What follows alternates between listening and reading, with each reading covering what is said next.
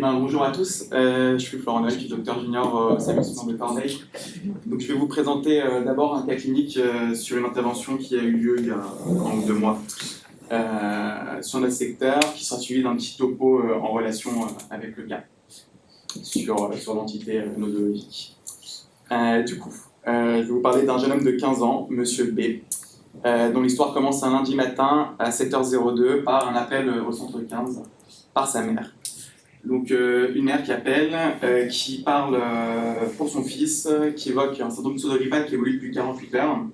Et la raison de son appel de bon matin, c'est qu'elle trouve qu'il y a une gêne respiratoire qui s'est installée récemment, associée à des vomissements. Elle le trouve cyanosé et puis dans un contexte fébrile. Donc le régulateur qui la prend au téléphone va prendre également notre patient en ligne. Lui faire un test qu'il fait classiquement sur les gènes respiratoires, essayer de lui faire compter jusqu'à 10 en une seule bouffée d'air. Il n'y arrive pas, il entend également des grognements.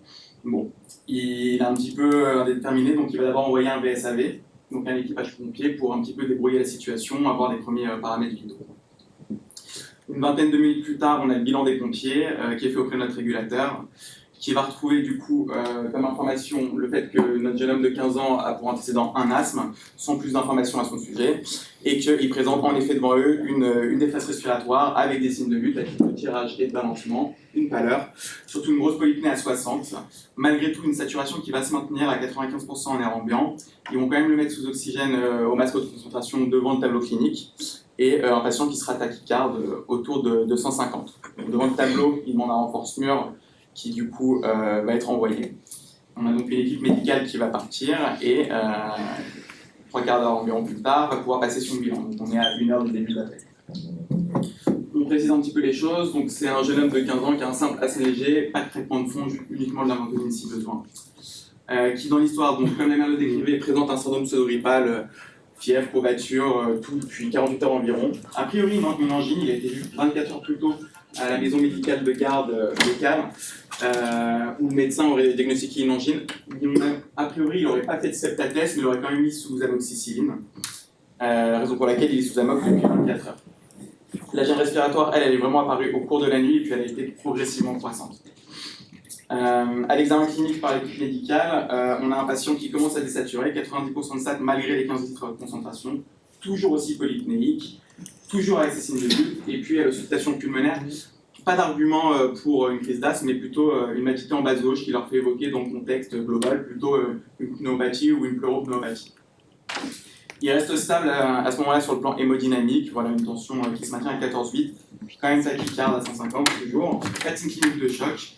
Ils font un examen buccal, on ne retrouve pas l'angine précédemment décrite, il n'y a pas de phlegmon non plus associé, il y a une cavité buccale qui est plutôt propre. Bon, le CG est par ailleurs sans particularité, en tachycardie sinusale. Donc, devant le tableau, ils vont décider de l'intuber. Une intubation en séquence rapide, étocélo. À noter qu'elle va être compliquée d'un premier événement, on va dire indésirable, c'est qu'à l'exposition va apparaître une hémoptysie d'abondance non négligeable, puisqu'on va avoir du sang qui va sortir de la bouche, donc on a, au moins en termes de volume, on va dire l'équivalent d'un verre d'eau.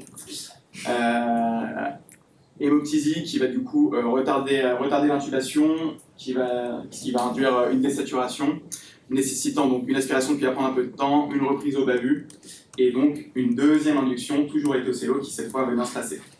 On a derrière un entretien qui va être fait par sulfentanyl-midazolam, et devant un patient qui va avoir une saturation en ventilation assistée contrôlée sous 100% des FiO2 autour de 85-86%, malgré une ventilation protectrice 6 kg, une pluralisation par atracurium. Alors uniquement un bolus à ce moment-là. On a en parallèle un début de remplissage principalement en lactate. Et donc, on va avoir un patient qui, pendant le transfert, sera stable sur le plan hémodynamique, toujours précaire sur le plan respiratoire, et avec une capno qui va vraiment jamais, toujours être entre 45 et 50, malgré une augmentation progressive du volume minute sur les paramètres du respirateur pendant le transport.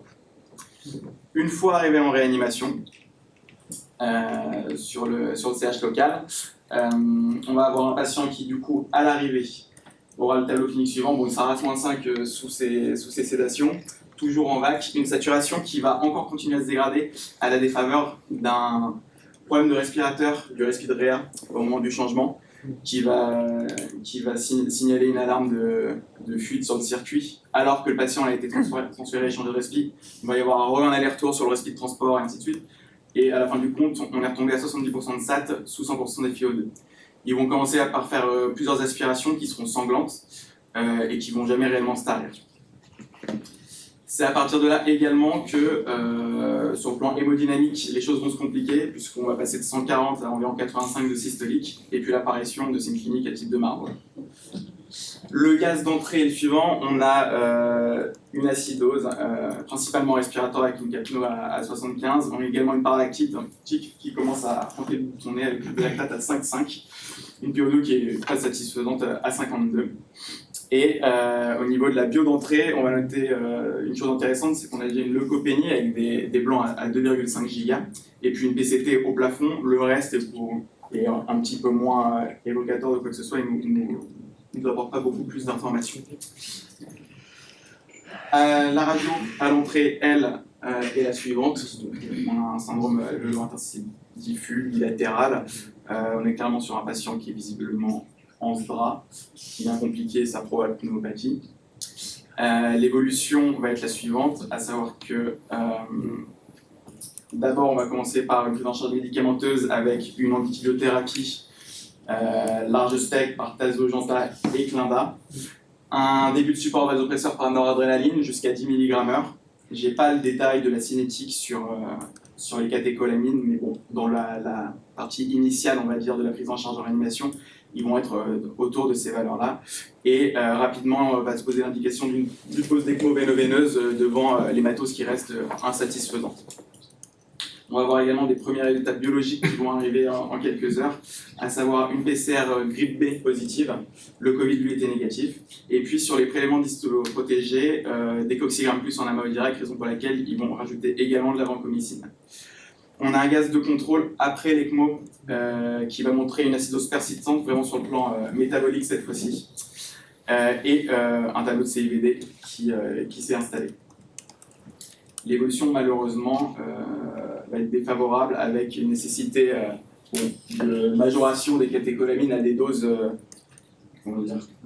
supra... bon, c'est compris.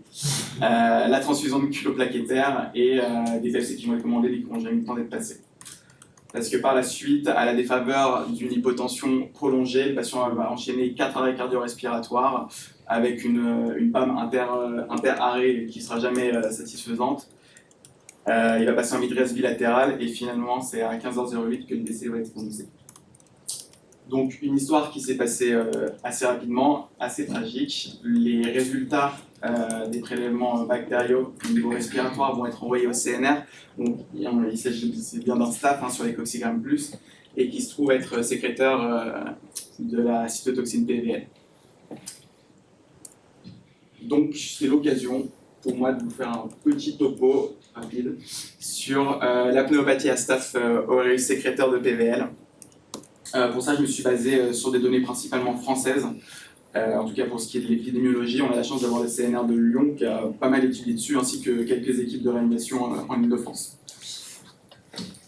Donc, petit rappel pour commencer sur la physiopathe de la PVL. Donc, la leucocidine de pentovalentine, qui est une cytotoxine dite synergo-immunotrope. Donc, pour les amoureux des langues mortes, vous aurez tout de suite compris le mécanisme, à savoir qu'on va avoir deux composants qui vont agir en synergie, les LUC SPV et LUC FPV, qui vont aller s'associer pour former un port au niveau de la membrane cellulaire des globules blancs, donc les neutrophiles, les monocytes, les macrophages. Ça va induire la lyse de ces cellules, d'où la leucopénie. Et une fois qu'elles auront été lysées, qui vont libérer les médiateurs d'inflammation qu'elles contiennent, ce qui va entretenir le cycle inflammatoire et puis provoquer une nécrose tissulaire locale. C'est le staph PVL, un germe qui va avoir pour lieu d'infection prédominant les trois suivants, à savoir le site cutané avec des abcès et des furoncles, 70% environ des infections, les poumons avec 10 à 15% d'infections qui vont donner principalement des pneumopathies nécrosantes, et puis de manière beaucoup plus anecdotique, des infections ostéo-articulaires à type d'ostéomyélite également, mais autour de 5% des cas. Au niveau de l'épidémio, en France, donc on a une sécrétion de PVL sur 1 à 3% des souches de Staph aureus. Et j'étais un petit peu étonné, je pensais que c'était la prédominance hivernale, mais quand on prend les données du CNR de 2008, on voit que c'est vraiment une majorité à 42% en automne. Quand on s'intéresse maintenant aux autres données épidémiaux, on a un article de 2007 de Gillet qui nous fait une assez bonne synthèse. Ils ont pris 50 cas qui ont, de manière rétrospective, qui ont été envoyés spontanément au CNR, donc on a quand même un biais de recrutement, mais qui sont tous de cas de pneumopathie à Staph PVL+, et entre 86 et 2005, et qui retrouvent comme donnée intéressante, que c'est majoritairement du Staph métis-sensible, et 2, qu'on est sur une population extrêmement jeune, qu'on est autour de 15 ans. Quand on s'intéresse également à la mortalité, c'est pas les seuls à s'y être intéressés. Donc eux, ils ont trouvé qu'on avait 56% de mortalité avec une médiane de survie à 10 jours, et c'est des données qu'on retrouve à peu près dans cet ordre d'idée dans un article de 2011 qui est pour le coup une case review de cas, pas que français, mais on va dire la moitié sont des français, on a 14 cas reportés français sur 32, de Staph métis-sensible uniquement, et qui retrouve une mortalité à 41%. Donc on est sur cet ordre d'idée autour de 50%.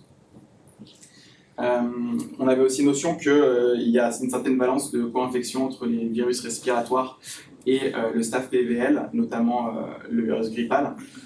Et ça a été étudié. On a déjà, si on revient un petit peu sur ce qui pourrait expliquer qu'on ait plus d'infections à PVL ou de manière générale à Staph chez les patients déjà infectés par la grippe, c'est que quand on va avoir une infection grippale au niveau pulmonaire, on va avoir une lésion des parois respiratoires qui va favoriser l'adhérence bactérienne et les lésions tissulaires au niveau des cellules trachéales et bronchiques. Et également, on va avoir une dérégulation du système inflammatoire liée à l'infection virale et qui va en fait créer un nid favorable pour le développement des bactéries de manière locale. Et donc, quand on regarde les données épidémiaux, on a cette étude de Jaco qui nous date assez récente de 2019, qui a repris plus de 2000 cas de grippe grave multicentriques en France entre 2009 et 2017, et qui parmi ces 2053 cas va retrouver 1,1% de co-infection de grippe et Staph PVL+. On est toujours sur les mêmes ordres de grandeur pour la répartition entre Staph métis-sensible et métis-résistant, 77% ici. En revanche, on a une population qui est quand même plus âgée, autour de 45 ans, et une mortalité qui est à 55%, donc vraiment autour de ce qu'on retrouve dans toutes les infections à Staph PVL+, de manière générale.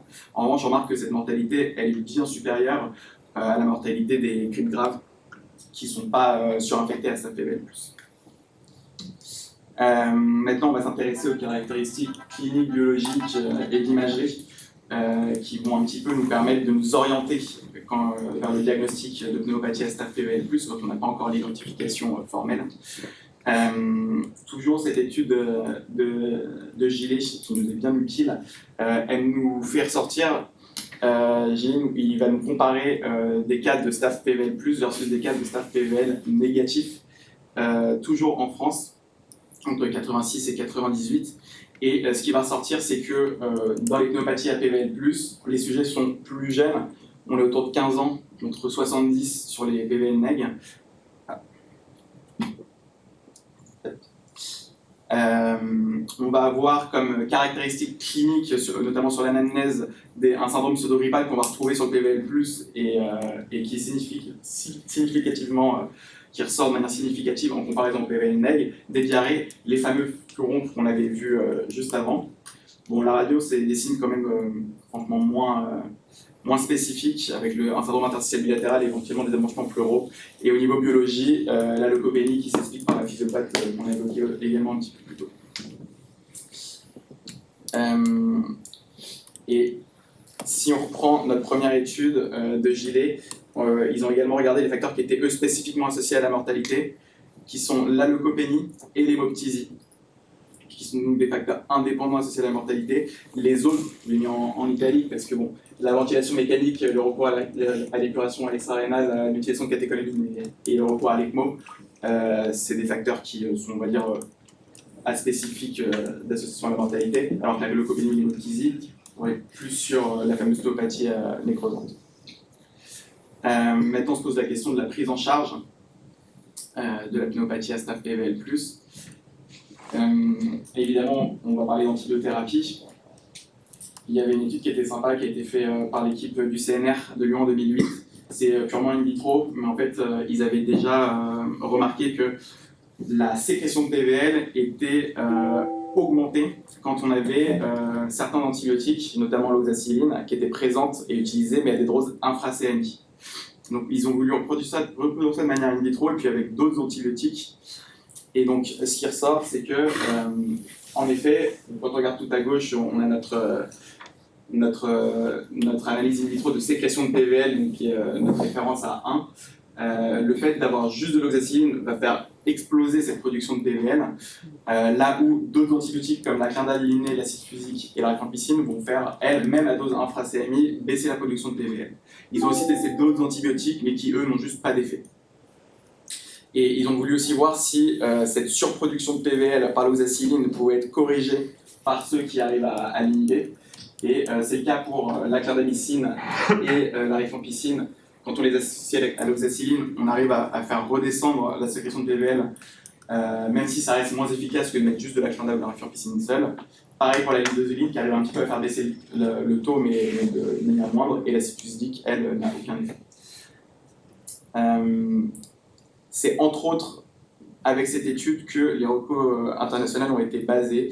Je vous ai cité celle de 2018 par la International Society of Chemotherapy, de 2017, qui, elle, recommande au niveau de l'antibiothérapie d'utiliser une bithérapie incluant au moins un antitoxinique parmi clinda, linezolide et rifampicine, donc on tombe un petit peu sur les données qu'on avait juste avant, et puis qui évoque un autre type de thérapie qui sont les immunoglobulines polyvalentes, qui vont pas recommander formellement, qui vont à considérer parce qu'il n'y a aucune étude clinique qu'ils ont réellement utilisée. Il n'y a que 2 études in vitro qui montrent que ça a un potentiel intérêt. Je vous en cite ici une qui est également faite par une équipe du CNR de Lyon en 2004, où en fait ils ont fait incuber 24 heures du staph PVL+, avec des immunoglobulines polyvalentes qui contenaient des anticorps anti-PVL, et ils ont vu à différentes concentrations qu'on avait un effet seuil qui est à partir de, on va dire, entre 5 et 10 mg par litre. On avait une inhibition de cette production de PVL, plutôt une destruction des PVL au cours du temps grâce aux immunoglobulines. Les autres éléments dont je vais vous parler, là on est vraiment sur des choses beaucoup moins spécifiques et pas du tout prouvées, c'est plus des pistes qu'autre chose. On a l'hémofiltration qui va être à visée de clairance toxinique, ça n'a jamais été montré sur le staph PVL+, mais ça a déjà montré son intérêt dans le choc toxinique à strepto. Le drainage, évidemment, ça va de soi d'un éventuel abcès ou tout site infecté qui serait drainable. Et le dernier truc, je l'ai mis en italique, en plus petit et entre parenthèses, c'est recours à la chirurgie, parce qu'il y avait un papier d'une équipe de Taïwan qui en faisait un petit peu l'éloge, mais ils étaient plus sur une indication sur des patients qui sont quand même stabilisés sur les plans hémodynamiques et respiratoires, mais qui ont un syndrome inflammatoire biologique persistant malgré une antibiothérapie bien fondée. Je ne pense pas que ce soit quelque chose d'envisageable sur un patient instable sur les autres points.